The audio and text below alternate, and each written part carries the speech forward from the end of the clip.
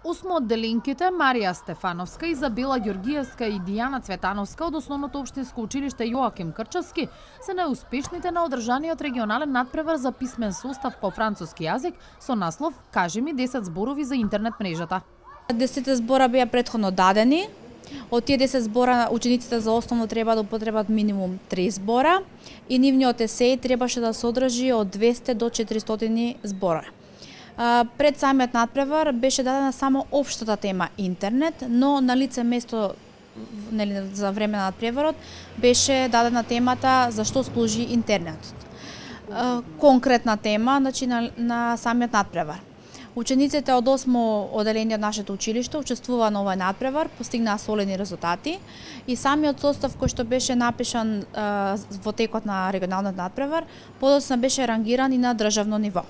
Надпреварот се одржа кон крајот на февруари, пошто составите биле рангирани на државно ниво, каде Марија Стефановска освои 3-то место.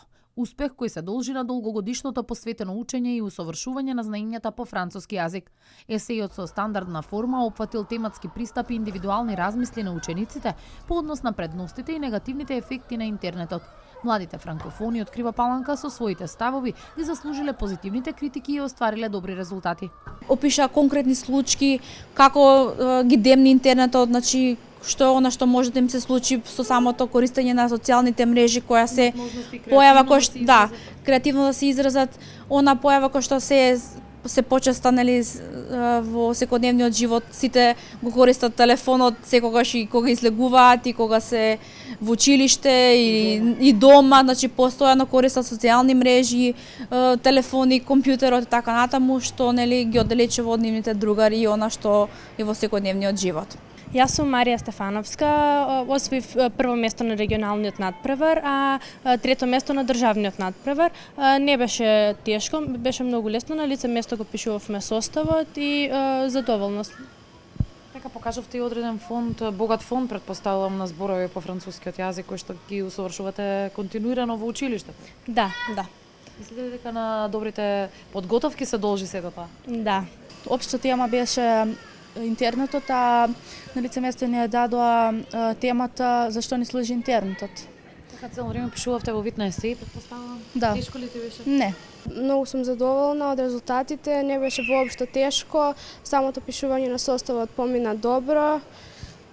Задоволна ли си од тоа како францускиот јазик ти помага во животот тебе да се докажеш и ти како ученик? Да, францускиот јазик помага многу, доста интересен за учење и многу е лесен.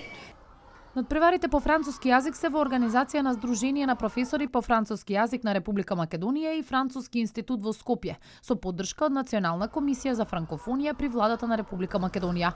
Во неделата пред нас активностите поврзани со францускиот јазик повторно актуелни. Во вторник се одржува Олимпијада по француски јазик во Куманово, а петокот е резервиран за петтата франкофонска вечер во Крива Паланка. Значи, во моментов се подготовките за франкофонската вечер, која ќе се одржи на 31 март 2017 година. Ја користам ова прилика, вас како телевизија и сите ваши гледачи, да ги поканам да присуствуваат на овој прекрасен перформанс. Тоа го подготвуваме заедно со гимназијата Ѓорче Петров од Крива Паланка. И во тек се подготовките за надпреварот за 9 оделение Олимпијади, кој ќе се одржи во вторник на 28 март во Куманово. Право на учество имаат учениците од 9 оделение.